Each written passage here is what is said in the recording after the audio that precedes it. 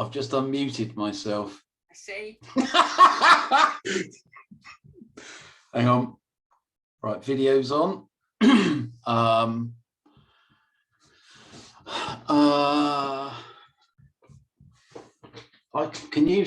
hear you? I don't know. Can you hear me? Oh.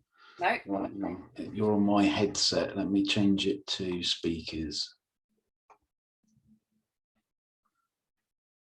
Sound. How's that? Testing. No. Oh, can you hear me? Any better?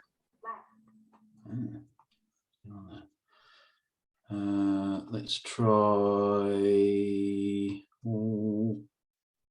that one. Say something, Debbie. Can you hear me now? Yes. There we go. Awesome. Wonderful. Okay, if you're ready, I'm going to start admitting people, and then I'll give it a couple of minutes just to see if anyone else joins us. And then let the hordes in. I don't know if it's quite hordes. And then we'll give it a minute, and then we'll get ready. Okay. Yeah.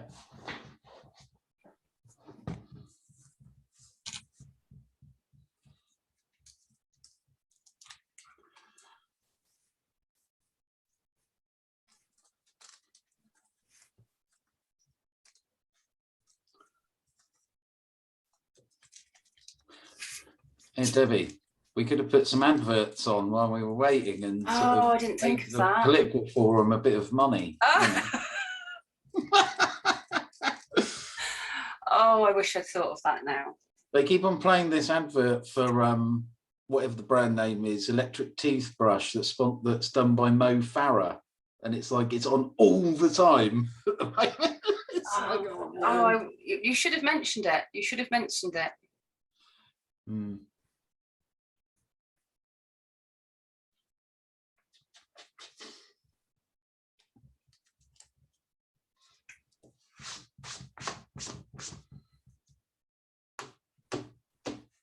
Right, we've lost one person and gained one. I wonder what's happened there.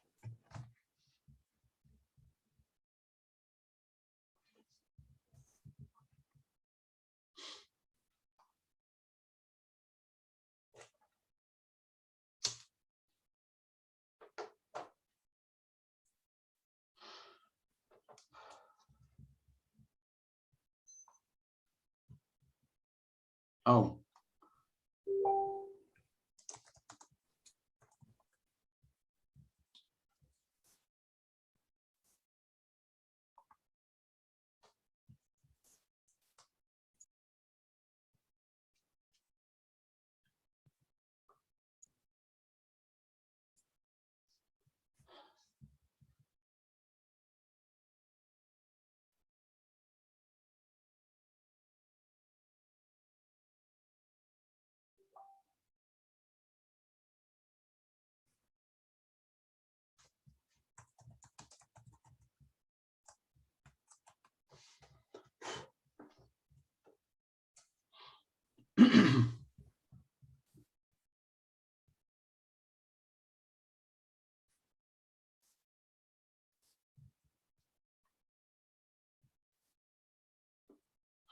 God, it's packed in here, isn't it?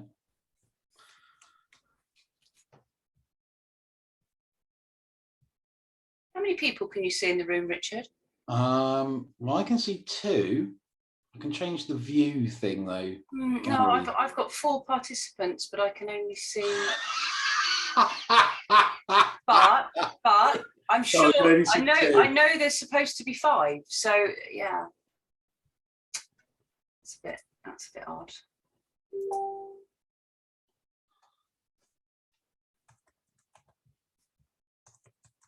Right, am I getting pinged? I can't.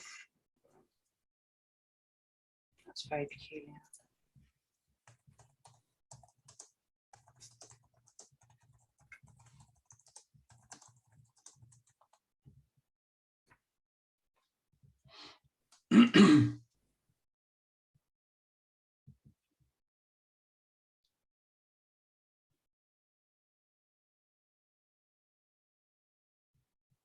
I was going to turn my mobile phone off, but it's downstairs anyway, so.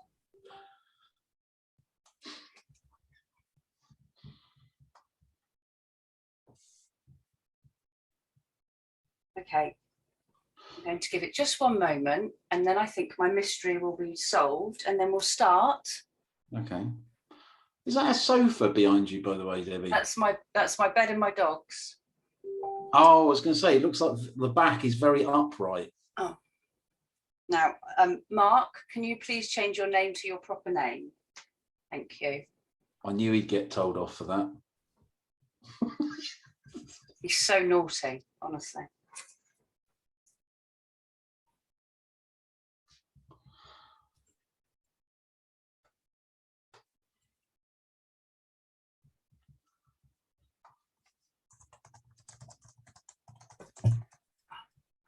Say Mr. President of the World. Okay, we'll go with that. We'll go with Mr. President of the World. Thank you, Mark. Okay, Richard, if you're ready, I am. Yeah. Okay, so good evening, everybody. Two of you. Welcome to the first Andover Political Forum Councillors' Question and Answers. Please type any questions in the chat window and I'll work through them in order, and keep your microphones muted. Councillor Richard Rolls joins us this evening to answer your questions. Welcome, Councillor Rolls. Thanks, Debbie. Happy to be here. Fire away. Oh, is it worth saying actually that I've got 60 seconds to reply to each question? Well, yeah. Let's see if you can do it in 60 seconds. Because some councillors talk too much. Well, not for me to say. So I'm gonna first start with the ones that are on the group for now, just to get us moving. Yeah. So Paul Jeans asked, how long is the allotment list now? Still get no replies to emails on this, no idea where I am on the list. And I'm kind of two-part question. Why are people being asked to reapply after a few months if there is a list? So the answer to the second part of the question is you shouldn't be asked to reapply, because otherwise, like having a list, well, in fact, the Sports Centre did the same thing. They said when they built the new one, we haven't got any waiting lists. And the reason was because they got rid of the waiting lists, which doesn't make any sense at all. I agree. So we're going to fix that, and I'm going to make sure it gets fixed. I'm not on the allotments committee, by the way, but I'll pass it on to Kevin, who's the chair of that committee. So there we go. What was the first bit? So he mentioned that he gets no replies to emails when he emails about allotments. Yeah, that's been a problem.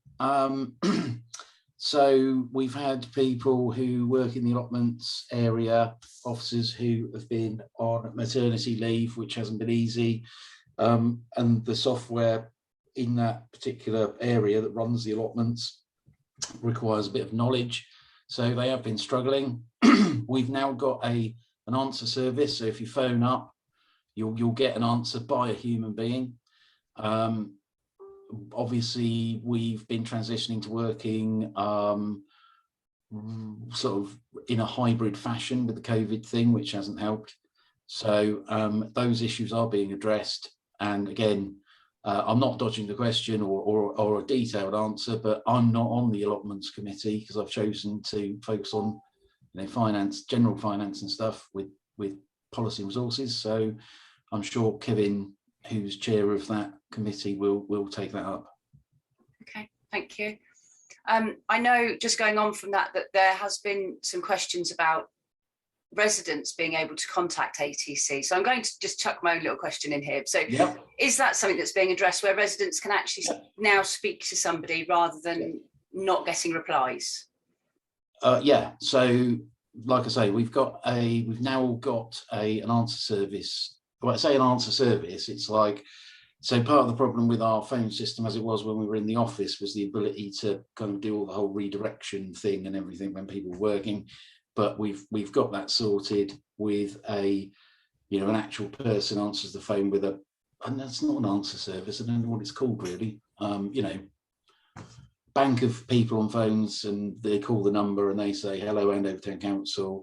Over time, they build up a sort of about half of our calls are actually not about stuff the town council does. It's actually about what other councils do, because they don't know which council to call, which is fair enough. Okay. So part of this process with this company is they will build up a frequently asked questions thing, and when people start talking, they type it in, and if it's to do something to do with Hampshire County Council, like, you know, a lamppost or whatever, they will then say you need to phone Hampshire County Council on this number, and that basically means we can be more efficient in the office, because the people in the office can get on with doing their stuff. If it is something to do with the town council, it goes through to the right person. So if it's about allotments, it will go through to, you know, someone in allotments. Okay, thank you. Thank you. So next question, a three-parter from. I know. Is that allowed? Well, we'll go with it. We'll go with it. I get 3 minutes instead of one. Yeah, you can. You can have 3 minutes. So, some quite hard-hitting questions from Mike Luck. When is let's go for that. Andover Town Council going to start behaving like adults and treat each other, including paid officers, with respect and dignity? Sorry, what was the first bit? So when is Andover Town Council going to start behaving like adults and treat each other, including paid officers, with respect and dignity? That's the first part. Okay, so shall I do that one first? If you like, because I'll forget what you said. Yeah, you will. Yeah. Right. So basically, there's several elements to my answer to this question, and I'll be as brief as possible. But past actions highlight current deeds, as far as some councillors are concerned. I think it's completely unfair to tar everyone with the same brush. When I was mayor, I had to go through a process where we made sure that the staff were on leave to protect them. Otherwise, with what was going on, we would have been, as a body, we would have been liable for, an employment tribunal. What happens in councils is not above employment law. And unfortunately, certain councillors don't seem to understand that. So I suppose the answer to that is number one, I reject the premise of the question, because it infers that all of the councillors which are on the town council are the same, and they're clearly not. Me being one of them, frankly, because why would we go through a process of putting on the staff on leave to protect them against certain councillors who were vociferous in their pursuit of those officers in one way or another? Is that okay? Yeah. I haven't dodged the question, have I? I don't think you have. So the next part is, when is Andover Town Council going to start delivering real and tangible long-term benefits to the residents in return for our precept money, not counting, sorry, I got a bit lost there, not counting Christmas lights and allotments? So the question is, aside from your expected basic duties of lights and allotment, when are you going to start delivering other benefits? Well, that's a good question. And I would have liked to have started that process 2.5 years ago, after the 2019 elections, but there were some people who were more interested in putting a spanner in the works. Prime example, there's quite a lot of people who make comments about the grants that we make to people. It wasn't that long ago that we had grants in front of us for training youth workers in Andover, which was basically knocked on the head by the AIPs, and that's a matter of public record, not me. I'm not making it about political parties, but at the end of the day, what human being votes against 600 quid going to MenCap for a Christmas grotto for people with special needs? It's ridiculous. So the answer to that question is, I would have liked it to have started 2.5 years ago, but I'm not responsible for other people's actions, unfortunately, and we do make decisions as a council, and unfortunately, if those individuals put in the legwork to make sure that something doesn't get voted for, then there's not a lot that I can do about it, even if I was mayor, So But what I can tell you is, without giving the recipe of the secret sauce away, is we are in the process of making our budget for the coming financial year, which starts in April next year. And there's a few things that I hope will be in there which will hopefully prove to Mike that there are a number of responsible councillors there who are trying to get things done. Thank you.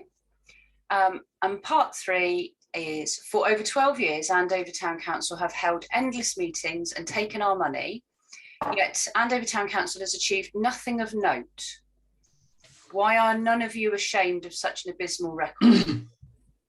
Well, I can't speak for other people, but what I can say that I'm not ashamed about is that I can't even remember how long I've been on the council now. Quite a few years now. 5, 6 years, 5, 6 years. So I wasn't there at the start, but the bottom line is the council, personally, I believe, was actually set up to fail by the Borough Council when it was formed, and I'm happy to say that on camera. So, you know, it's you know, look at what happens in the town and compare it to Romsey. I know Mike posted something about Romsey. You know, we have lots of stuff that the Borough Council announces is going to happen in Andover. They never talk to the Borough Council, to the Town Council, and they certainly wouldn't dare do it in other parish areas in the borough, which I think is scandalous, because one of the primary things that a Borough Council should not do is treat different parish councils differently. And they are clearly doing it in this area. So, in answer to Mike's question, after rambling on, the bottom line is, I think we were set up, not we, but the Town Council in the first instance was set up to fail. And when the local, and yeah, I'm not making a political point, Debbie, but it was all Tories, or almost all Tories.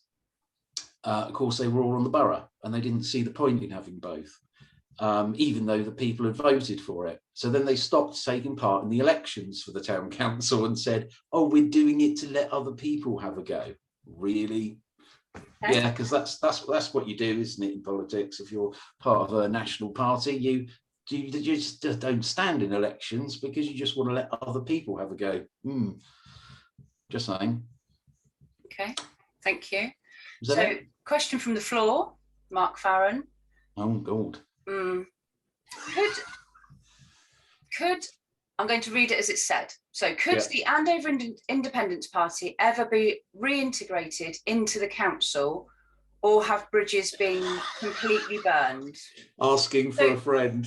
Asking for a friend, it says, yeah. So, I mean, that suggests to me that perhaps they're not integrated into the council. So perhaps that's Mark's impression. But as far as I can see, the Andover Independence Party is as part of both councils as any other party. Well, they're elected to it, but, you know, only 2 of their councillors on the Town Council turn up, you know, more than once every 6 months.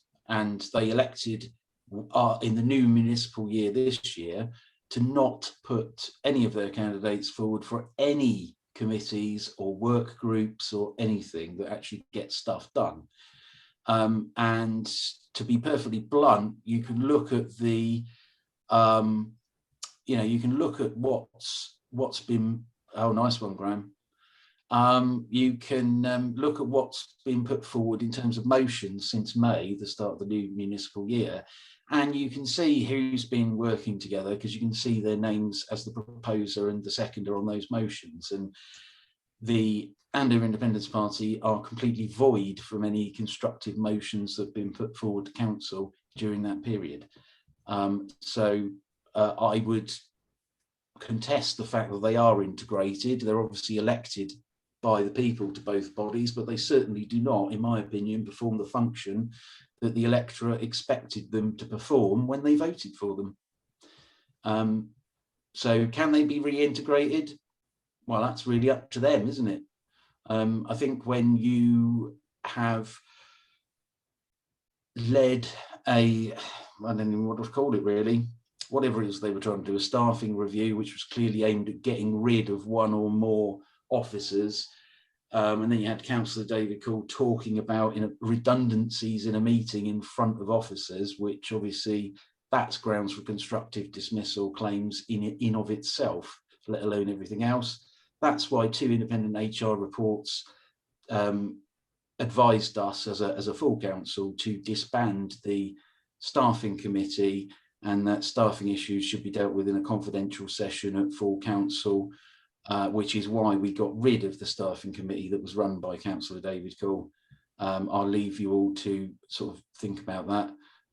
But do they want? The question really has to be: do they actually want to be reintegrated? I think the word reintegrate is wrong because they don't think they will integrate it in the first place. But it's all up to them, maybe someone like the lovely Maureen can do a come to Jesus talk with them and have a chat with them and say, look, come on, now is your chance to, completely overhaul people's opinion of you and, put all this nonsense behind us and actually take part. Thank you. So talking of Maureen Treadwell has asked 2 questions. So I'm going to do them one at a time because one is quite long. So whether she wants to ask 2 questions, whether there is any consideration being given to the abolition of the cabinet structure in TVBC. Cabinet members are key players, powerful councillors, and inevitably entirely from the majority party. Opposition councillors and non-cabinet members of the lead party have less sway. Therefore, whilst we all have one vote to use to elect one councillor, not all councillors are equal. It is undemocratic. Every vote should be equal at a local level. So the question is there any consideration being given to the abolition of the cabinet structure in Test Valley Borough Council? Well, I'm going to start off by saying I am going to answer the question, Debbie, but I think that's really a question for Phil North because he's the leader of the council and leader of the cabinet of the Borough Council. The bottom line is I wouldn't think so because they've got the majority of the members. One thing that I think that Maureen has missed is the fact that whenever the cabinet meet at the Borough Council, they may decide things at the cabinet meetings, but they have to be ratified at full council. So in terms of that, everyone's got a vote and it means the same. I think a more poignant question might actually be for the Borough Council. When we have full Borough Council meetings, almost everything that's on the agenda is put forward by, the party with the majority, which are the local Tories. Okay. Now there is a law, or well, in fact, it was a bit of case law actually, regarding a mayor and whether that mayor could take part in party meetings before the actual full council meeting. And that led to a ruling which created the differentiation between predetermination and predisposition for a councillor. Now, councillors should only make decisions in the council chamber. Okay, so if they declare beforehand their opinion on something, this works both ways, and I promise I'll get to it as quickly as I can. If they make their opinion known about something that's going to be voted on at full council, and they've said, I'm dead against this, then they shouldn't be allowed to vote on the issue because in council, because they clearly made up their mind before they've heard the debate to make up their mind. Okay. Now, it also swings the other way.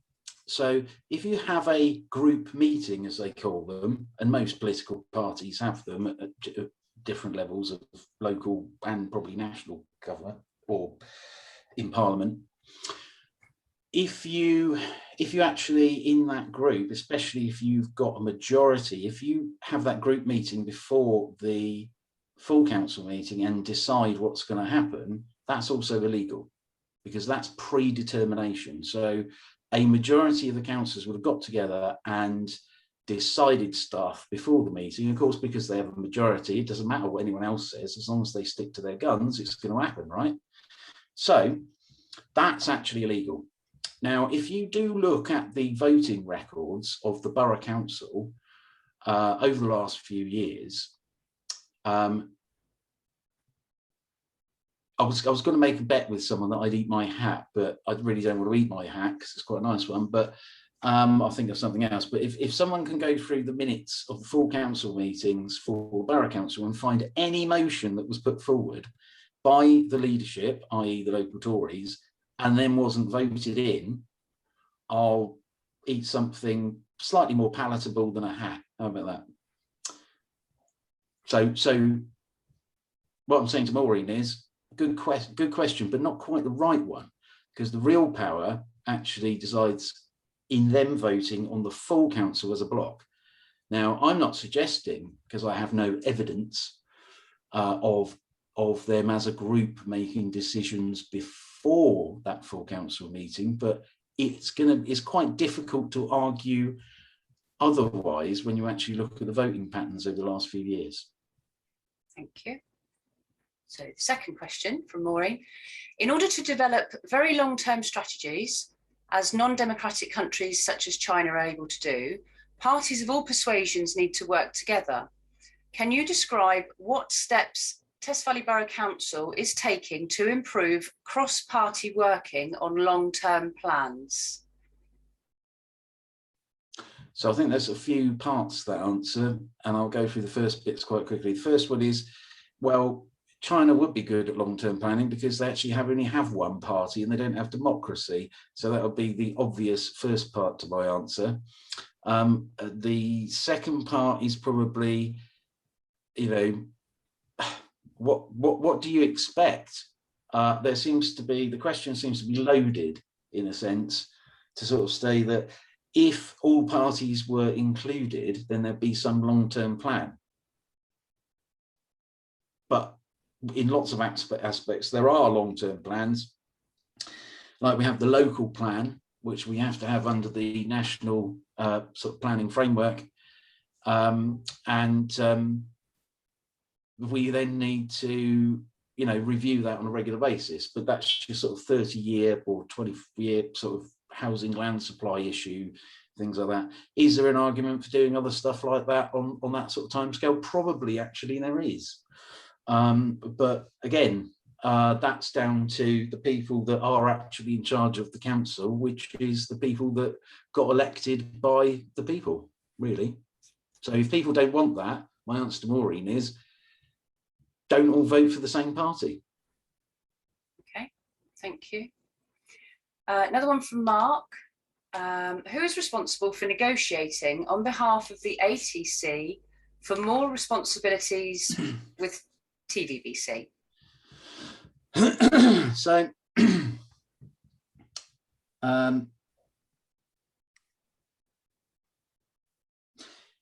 historically, that's changed over the years that I've been a councillor. I don't know what happened before I became a councillor, obviously, but so before 2019, it was the mayor and someone else who went to go and have a chat with them, basically, about what could be done. That sort of descended into, I don't quite know how we got to it, but, we were talking openly in meetings about taking the Borough Council to court, which just seemed ridiculous to me, because you've got one group of people with taxpayers' money suing another group of people who've taken taxpayers' money, and it just seemed to be madness to me. So I completely voted against that, and luckily it sort of died a death in May 19. And then we sort of started talking seriously about doing bits and bobs, simple things first, because one of the key questions with the responsibilities that the Borough Council performs under what they call the Andover levy is there's a lot of stuff in there which is kind of like part jobs. So it's part, so say, for example, doing health and safety checks on parks and playgrounds. Well, the Borough Council have people that do that all around the borough. So part of their job is to do that in Andover. Now, if the town council was going to do that, I think multiplying that across all the different areas, and you would have ended up with the taxpayer paying a lot more money to do the same things, which didn't make any sense to me. But certainly there are things like, you know, the Remembrance Day service in Andover. I mean, I've done a bit of research, and in all the parishes in Hampshire, sorry, I should say parishes which are also, you know, a town, classed as a town, I think there were 12. All bar one are led entirely or partially by their town's council. Can you name the one which is not? Is it Andover? It is. Lucky guess. See what I mean? Yes, yeah. So, and let's be honest, like, we're not talking about stuff that involves huge amounts of capital or anything else, but it is largely about giving the, you know, So you why can't do you think complain that that is the town the council case? doesn't do anything on one side and then not let the town council do what the borough council lets all the other parishes. You know, the borough council doesn't organise the Remembrance Day service in Chilbolton or Stockbridge or. So why is that, Richard? Whatever. Why do you think that's the case for Andover? Well, historically, of course, when the Test Valley Borough Council was formed by merging the Romsey Town and District Council and the Andover Town and District Council to form the Test Valley, Romsey decided to keep their town council and or petition for it, and obviously up here they just thought, nah, forget it. So Andover did kind of lose its voice there. But there's lots of simple things like that really the town council should be responsible for, because it's our town. You know, it's not frankly for the borough council to organise our Remembrance Day service, which is quite poignant. I wasn't saying that in a deliberate fashion. I just sort of noticed that, you know, that's in the picture there. But, you know, it does seem a bit strange, doesn't it, if nothing else? Okay, thank you. So another question from Mark. Big subject change. So what are Test Valley Borough Council doing about pick-up, drop-off outside schools? So I'm going to assume that, and if Mark can reply in the chat if I'm wrong, but living myself next to 3 schools in one road, I know over the years of taking my children to the schools, it's been absolutely chaotic. And I know locally that the council have removed access to roads outside the schools, so parents are then pushed further and further out, causing problems on the estates. So I'm going to assume that that's the issue, is how can it be improved? And there's been a couple of incidents, I think, of children being knocked over. I think there was one at Vigo a few years ago, and there was one somewhere else, if memory serves me. Yeah. Well, I mean, you know, there is work going on, which to be fair, I'm not really. People might see me as an unfair critic of, you know, the county and the borough sometimes, but you know, they are trying to put in that effort, which obviously they're doing on Vigo Road at the moment. I think what they could do, and it's not always possible. I know, for example, in villages, they have the same problem. They have the same problem at Broughton and also at Wherwell, for example, even though they use a car park. Yeah, they've got a car park. The one at Broughton is a bit different in that they built some houses opposite the school. So they built a big car park there as part of the plan, part of the development to solve that problem. And unfortunately, if you're going to try and solve, I think a lot of it revolves around traffic, to be fair. If you're going to solve that problem, you know, you do need some method of improving the parking. And if it's in a town centre, well, not town centre, but, you know, if it's in an already developed area, it can often be quite difficult, to be fair, to find a bit of land to actually do that with. Because ultimately you could end up saying, well, you know, what we're going to do, we're going to use the kids' playing field to put a car park on. Probably not, really. It's not the best idea, is it? But but yeah, no, Bulksbury, which you know is in your neck of the woods. I know there's a problem up there, and I suppose the answer is bring back proper school buses. I suppose, really, you know, that's probably the real solution. You know, and have a network of buses, but because I'm rambling on a bit here now, well over my minute, but you know, many years ago, it was actually the Labour government sort of brought in this whole thing of, well, you can go to any school you want, and then brought in the catchment area thing. Well, the reason they did that was not that they actually span it as, oh, we're giving parents choice.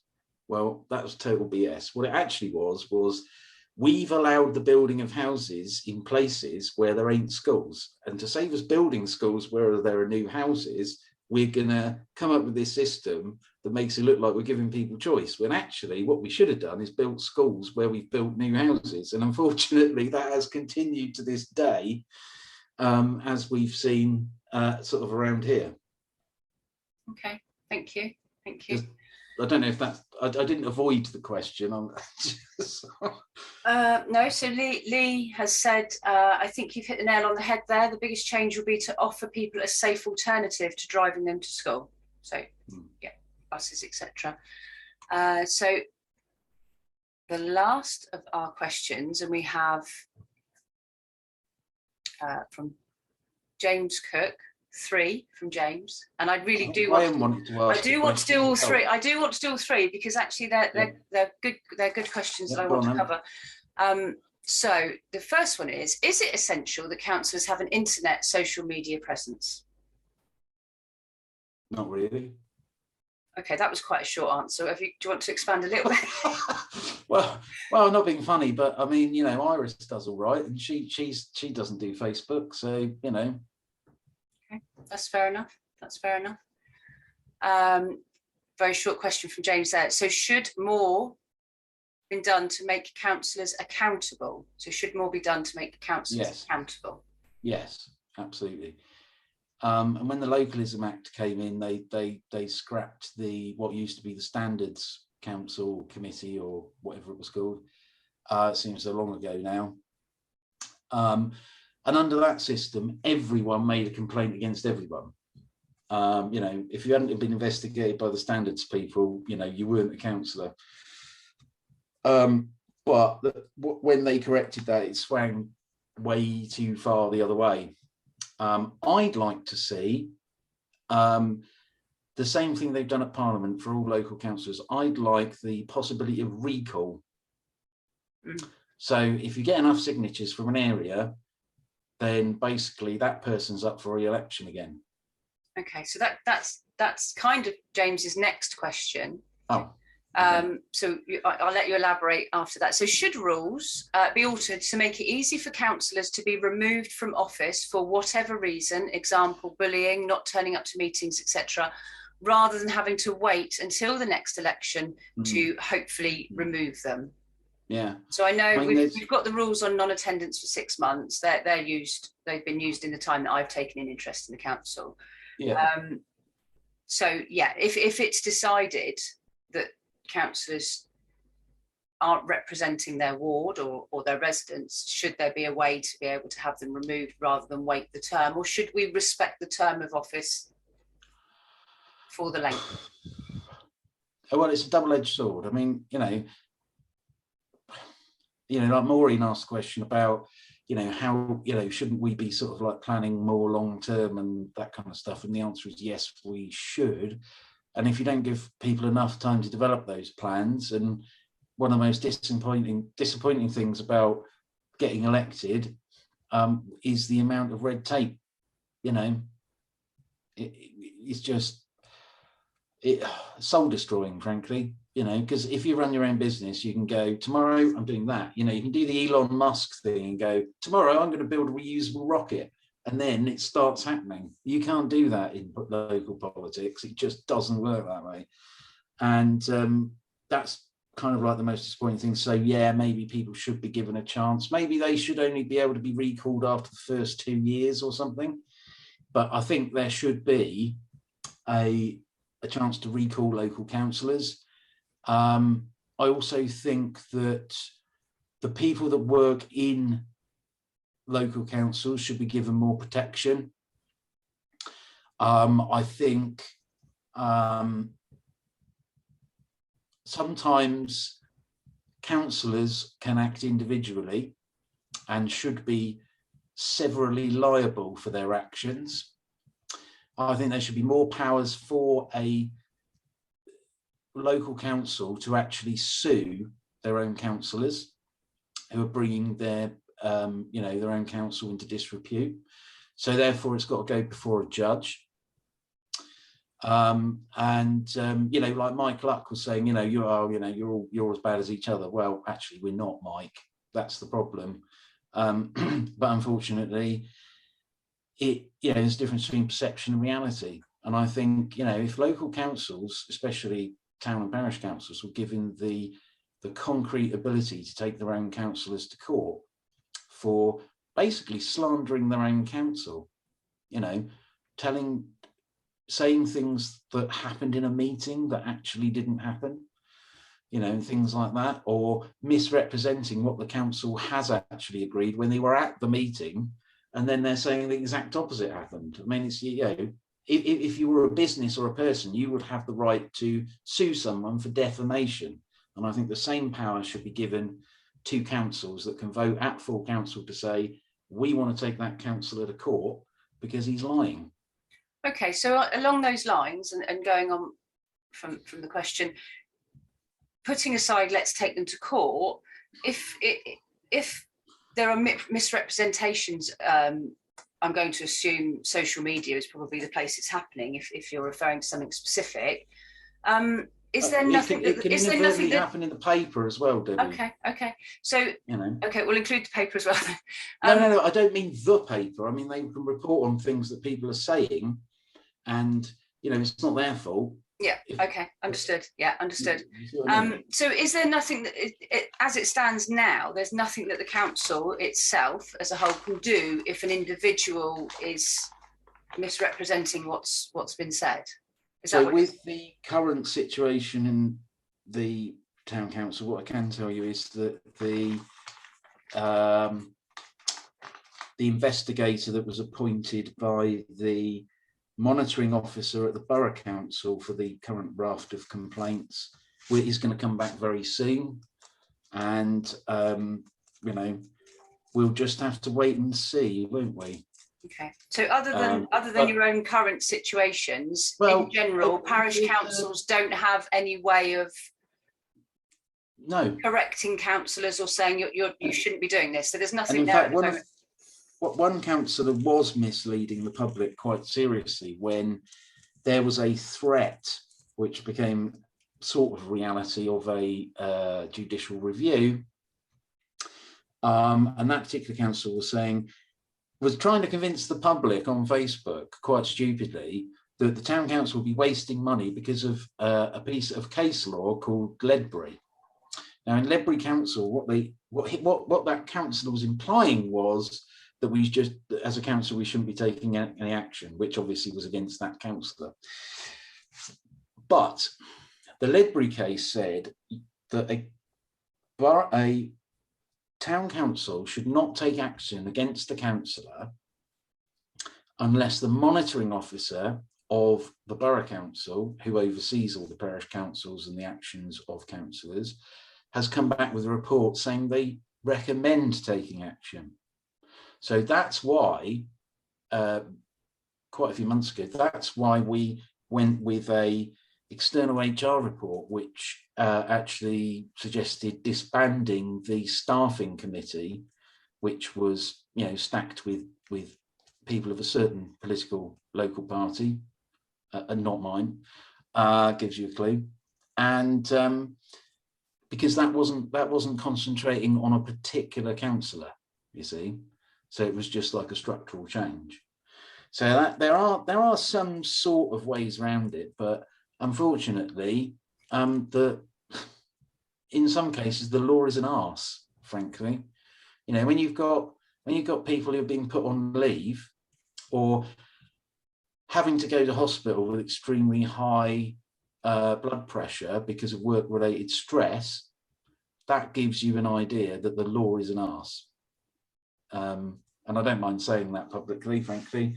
But, you know, the government have been petitioned for the best part of 20 years by people like the Local Government Association and the National Association of Local Councils to sort this stuff out, and they just don't, you know, which to be fair is no one else's fault but Parliament's, because they need to change the law.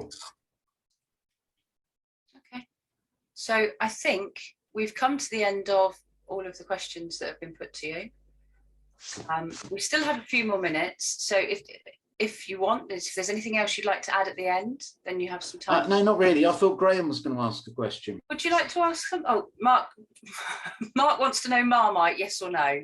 Marmite, yes. Yes. Marmite's amazing. And also, oh, go on. I'm just going to give you a couple of cooking tips with the Marmite. Just before Graham comes. But if you haven't done it already, when you do your beans on toast, which obviously you're going to put the cheese on the top, what you also need to do before you put the beans on is put a bit of Marmite on it. Cheese on toast is good with Marmite. I'm going to. Okay, one more, because I'm definitely going to ask Graham to do this question before we run out of time. When you do your roast potatoes for your Sunday roast, just put a few dobs of Marmite in the oil. I mean, it's just incredible, isn't it? It's not just political questions, it's recipe ideas, and thank you. Graham, is there something that you wanted to ask? You'll need to unmute.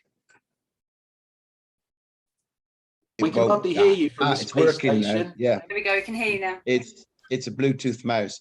What I wanted to ask you, with Test Valley Boroughs Council's efforts to go green, what are the town council doing to go green? I mean, we're in a digital age, and we see councillors complaining they're still not getting hard copies. One councillor commented in a meeting that, what about the disabled? We've got text to speech. Are there any excuses for the town council not to go fully digital on minutes and agendas and things like that? Well, I don't want to disenfranchise people who look. Technically, the reality is, Graham, you're right. There isn't any reason, frankly. I agree with you, and here's why. The first thing is there was lots of talk about stuff when Stu's motion came up at the full council meeting, which got bounced to a committee by Councillor David Cole. But the bottom line is this: virtually all councillors are happy to receive electronic copies. That's the reality of it. The only councillors that are not are in the AIPs, and they're doing it to try and cost the council money and be a pain in the arse towards the people that work for the council. I'm not sure if that's blunt enough, but that is the reality. It echoes my feelings. There is another issue, which is obviously, you know, people, when there was a small amount of debate about it, didn't want to disenfranchise older people, which is a fair point. But I would just kind of put this into perspective. How many people turn up at town council meetings, right? Yeah. Practically none, right? And I'll guarantee, and this is why I fought really hard at the council meeting where we were talking about stopping doing Zoom meetings. People have got kids, they've got all sorts of things going on, they've got to cook the dinner and all sorts of things, haven't they, Debbie? Yes. To be able to sort of jump on Zoom and watch a council meeting, whether it is just the town council or whatever it is, I think it's brilliant, you know.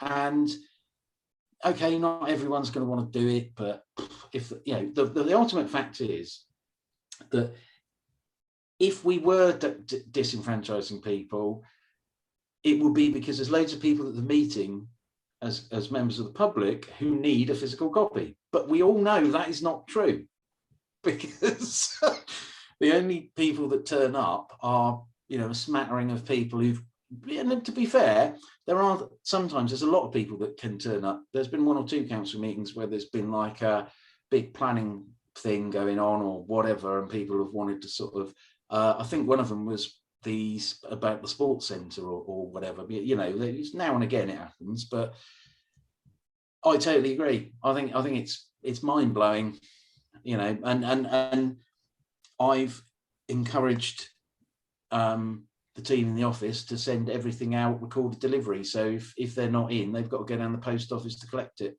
frankly, because I think they're just doing it to be belligerent, really. One last question. Who are you, Colombo? Yeah. Going back a couple of years, with hindsight, would you have launched Andover Alliance in a different way? No. And I'll elaborate. I think we got everything right, but I think, as Napoleon talked about once, we had a 5th column, which was, which is now the AIPs. And I'm not making a political point. It's all, we've been over it a million times, but I think the principle of having a party that's local and is about local issues and not about national stuff. There was this whole thing that's happening in Parliament right now, with that matey who had been taking money for asking questions, and then they had a 3-line whip to get people to not vote him out. And it's like, that's ridiculous. It really is ridiculous. And then they had the woman, I don't know, someone in the cabinet or whatever, saying that, when she was asked about going into the Lords, this guy who's now resigned, can't remember his name now. This woman from the cabinet said, well, we want a rich mixture of people in the Lords. And the Labour guy came on and went, well, they've certainly got that bit right, haven't they? And it's like, everyone's just sick to death of it. And anyone who thinks, who keeps like there was someone else going on the political forum about, what was it, with all this bickering and infighting, is it time to call time on the Andover Town Council? No, it certainly isn't. Yes, mistakes were made, but guess what? Some people are human beings like me and can sit here or in a full council meeting, whatever, and admit they got it wrong. I don't think what was wrong was the idea of the Andover Alliance, all the principles, all the manifesto. I mean, I would say that because I kind of came up with it, wouldn't I? But, I think the only bit that was wrong is that certain people were involved who, in hindsight, I would not get involved in, even if it meant none of us got elected. And that's a fair comment. Yeah, I think that was what I was driving at more. Thanks, Graham. Did you want to ask any questions, Debbie? I'm all right. I just ask you on the group. I just I like to get my answers. No, so I'm okay. So I'm gonna call it time shortly. So Mark wants to know, how can we get more people to vote in local elections then? So I don't know off the top of my head what the percentages of the turnout of voters is. About 29%. Well, yeah, it's usually about a third. Mark knows he's put 31. Well, yeah, but I mean, it depends. If the local election coincides with the national election, you actually get more people voting, a substantially larger amount of people. But if there isn't, you'll be lucky if you get 30%. If there's no other elections going on, you'll be lucky if you get 30%, which in itself is a shame, but who can blame people? Because everyone's sick to death of politics. Okay. So how do we get more people to vote? Well,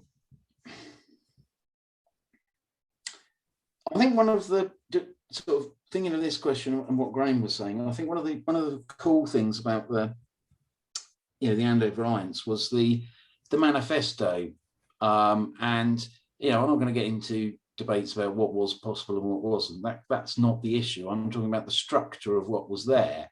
Was we've identified this problem, done our research, and this is the solution. or this is our proposition to solve that problem.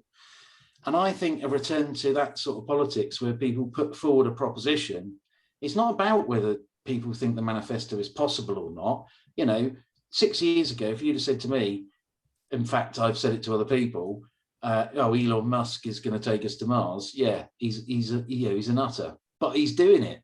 So, you know, I was wrong and he is doing it. So I guess the point is, manifestos shouldn't actually be trapped in some sort of dogma of, oh, you can only do this, because actually sometimes a manifesto can just be one issue, you know. And there are other local councils where a whole group of councillors took control of the council just on one issue, whether it was, you know, building a massive housing estate or building a nuclear reactor or you know, whatever. And it was just a one issue thing. I think there's lots of politicians in Andover who really need to take a step back and try and focus on fixing one thing. And that's not a criticism just of the town council, it's all our local councils. I mean, realistically, that's not going to happen, but there should be, you know, I often think, why, I mean, our borough council's not that bad at getting stuff done, but why can't we just be the best borough council at something? Just one thing, you know? And so this whole thing about, oh, the ATT's rubbish, well, actually, I don't think we're rubbish. I don't think we're sort of gold standard or anything, but then I think you could probably say the same thing about the borough council, because are they the best at what, you know, name me one thing they're the best at. So in the whole country. So coming back to Mark's question, so how then do you get more people to vote? Well, you're not going to like the answer. And it's not to have a one-party state. It's I think people have to be more realistic. And I don't mean that to everyone, because I've talked to a lot of people since the election, and they're more disappointed that we've been blocked from fulfilling our manifesto by certain people, without mentioning their names, because if I say it 3 times, they'll appear, won't they? You know. So yeah, I think it's pretty obvious in that sense. But getting things done is a good way of getting people to actually come out to vote. But also, I'm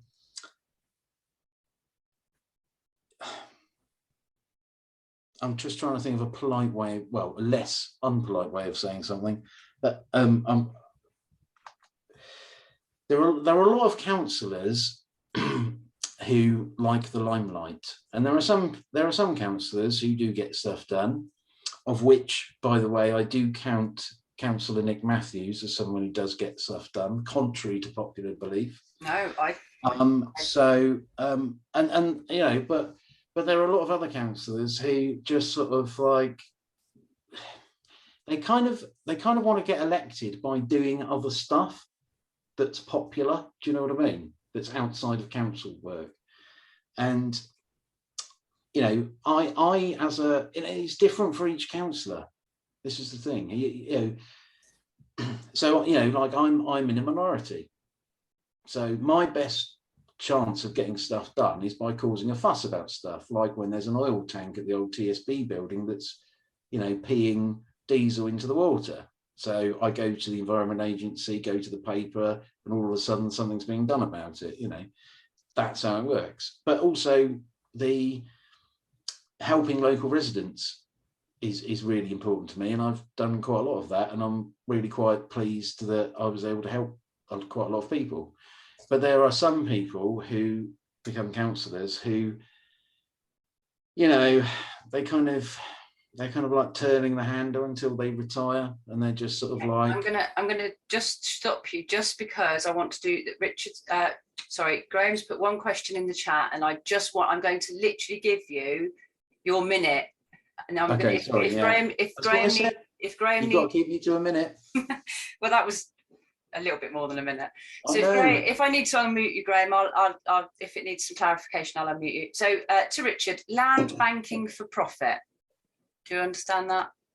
What's Graham? it like supermarkets, Graham, and stuff? Or, Very quickly, No, Graham. I'm basically saying that TVBC are guilty of it as well. They're buying up vast swathes of land. well, most of the land, and you probably know this already, Graham, you could probably tell there was a historical thing coming when I said, wow, but I will stick to the minute. Historically, the Borough Council got most of their land from what was Andover and District Borough Council. There used to be a mayor of Andover, and it was largely through his time, John Morgan, who actually went around buying up a load of land. Because what he knew was going to happen was the LGC? No, Greater London Council, GLC, were giving money to market towns to build loads of housing estates to get people out of London. So knowing this was coming down the line, bought a load of land, bosh. That's where all our houses came from in Andover, or most of them anyway. So yeah, it has been happening for a very long time, and I totally agree. There's the dog.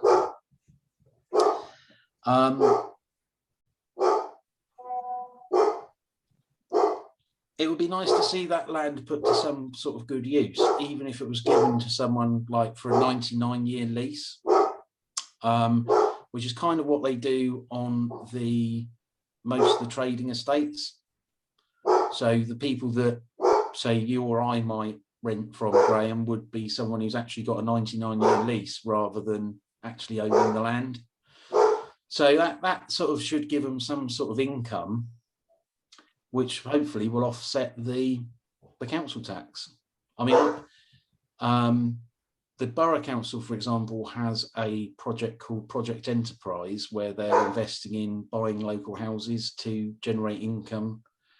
But in my mind, I don't think that's big enough. I think, as far as that goes, build houses on it that are what we used to call council houses, and then we can solve the local housing shortage. Sorry, Evie, that's way over a minute. Yes, it was. Very much. I am trying, honestly. Okay, so we've been going for an hour, and I think that we've covered as many of the questions as we can. Marcus made a comment that, you know, fair play to you for doing this, and I would like to thank you, and I'd like you to say thank you for using Andover Political Forum to do it. That's right. I hope lots of other councillors do it as well. Well, it would be fantastic if they did, because I think actually it's been a great opportunity to ask you questions that perhaps you don't, you know, you would ignore on the group just because, oh gosh, I haven't got time for that. So it's been a great opportunity to throw good questions at you, and you have to answer them. So that's been great for me. Yeah. So thank you very much, and thank you, Debbie, Graham, Sarah, and Mark for joining us. Thank you. See you later, guys. Take care. Bye.